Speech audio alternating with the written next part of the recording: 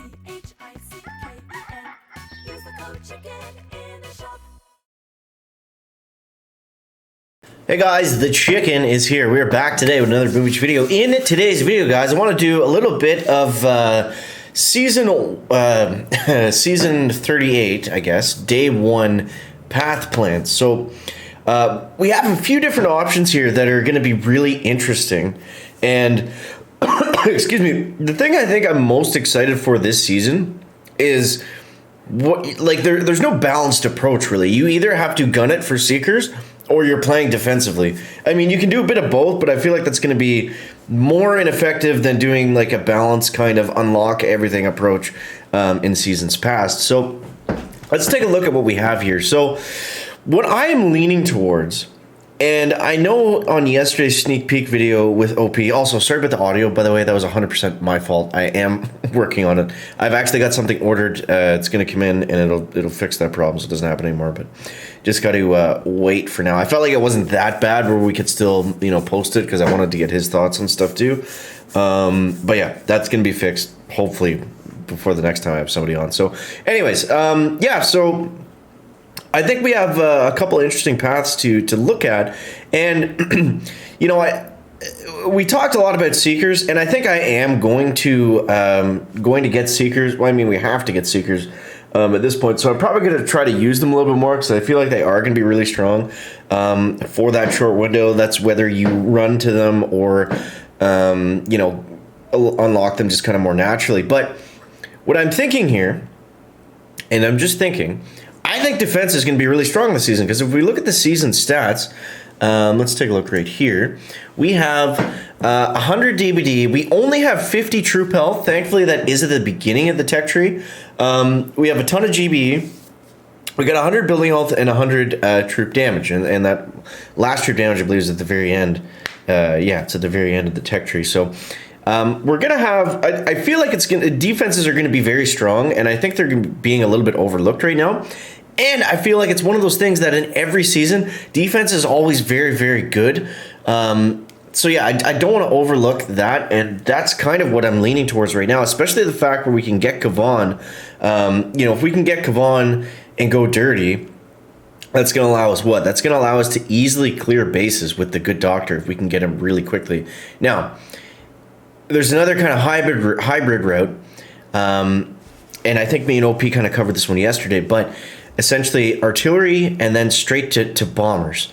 I think that's going to be really strong too, and you might not need to go as defensive if you're going to go this route. Obviously, going the artillery route, that could also be the seeker rushing route, but if you're really going to rush for seekers, you'd probably skip artillery for right now and then go there a little bit after. So, So, and then after 6, that's when we get the stuff that's going to, start to slow the seekers down. Also, we have bullet, but shock launchers are going to help at slowing them a little bit. The talk of this season has really just been all about seekers because when they don't put in stuff that can stop them or slow them down, they become extremely dominant, right? If we look at the deck layouts too, let's take a minute and look at these. Now, that's at I think this one's at 7, or that's 6 engines. That's 7. 7's wide open. So I mean, we do get to the point where it's not going to be a great base layout for seekers. But if we look at some of these, obviously the earlier on ones aren't really going to matter. So this is 2, and then I have this is 3 engines. I just don't have the 3rd engine down. So these are interesting. I think they're going to be really easy for heavy rush. 4 yards. We've got the big U-shaped thing. So again, the seekers, same thing at 5 yard. The interesting thing about these layouts is if we are defending against seekers, remember that they always hug the wall, right? So you could really do some interesting things with base design, forcing them to go, because if you put, I don't know if I can bring that up again. If you put an engine on that, I'll wait for it to come up, but if you put an engine on the far right corner, and I believe if you drop the seekers on that right-hand side, they're going to bypass whatever's on the left, even if it's in front of them, because they just go by the walls. So something by SB1 is going to be skipped for something that's in that far corner if you're dropping at P3, is, I believe, how they work for the most part. So, yeah, the deck layouts are going to be really interesting. The one thing we didn't talk about yet is flares. Flares with Heavy Rush, which is also on the path to Kavon. So that's really what I'm kind of leaning towards. But I don't know yet. I don't know what's going to be best. I think we should, back it up a bit. And, right out of the gates, we're starting with heavies, right? So then what do we get? I think we have to have mines. I would skip the DBD for the very, beginning. I know it's cheap. It's like 18 keys or whatever, but what do we need it for? For cannons? It's not going to really do that much. I feel like it's not really going to slow down the opponent's time at all.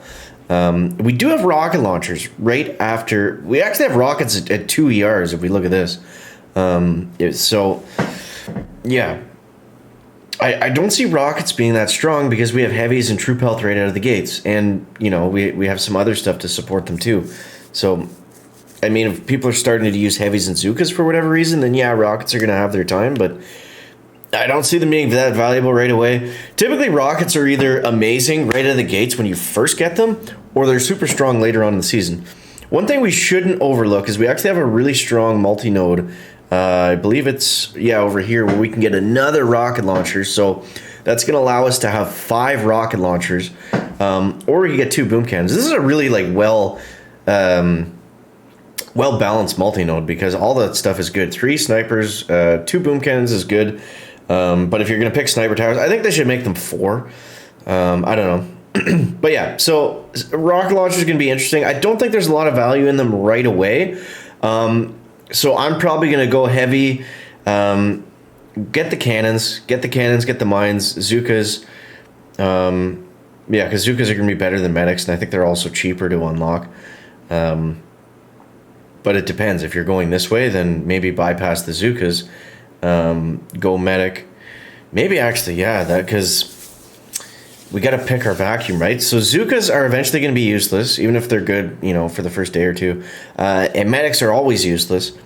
But we're probably going to have to come back for rocket launchers, right? So we got to pick our key vacuum there. Do we want to waste on the Zukas or the medics? The better option might be the waste on the medics, which gives us, a better reason to get the cannons right away too.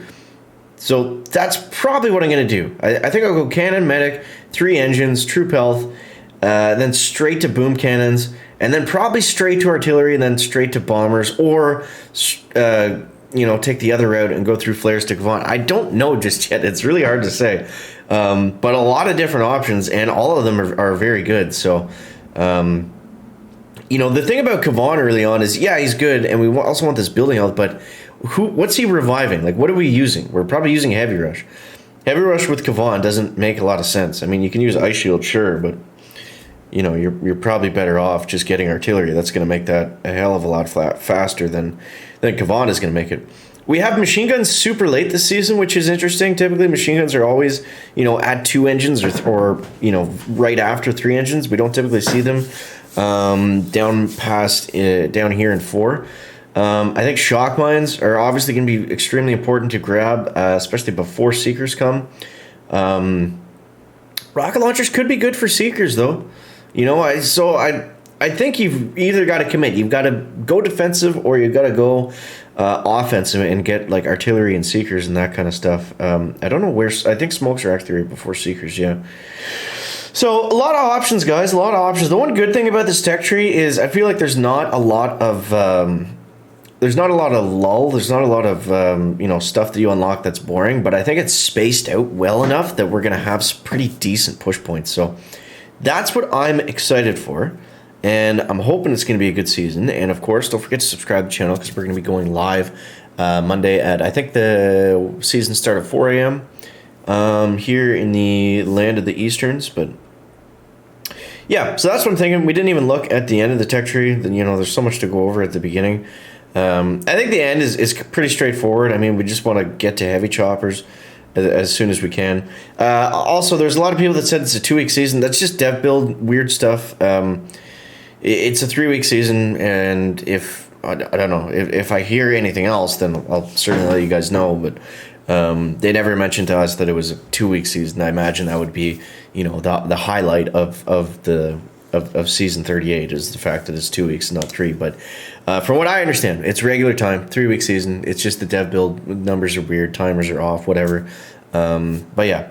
So, hope you guys enjoyed the video. As always, thanks so much for watching. That is going to wrap up the video today. Make sure to leave a like if you found it interesting, entertaining, or informative. Catch you next one, guys. Checking out. Back.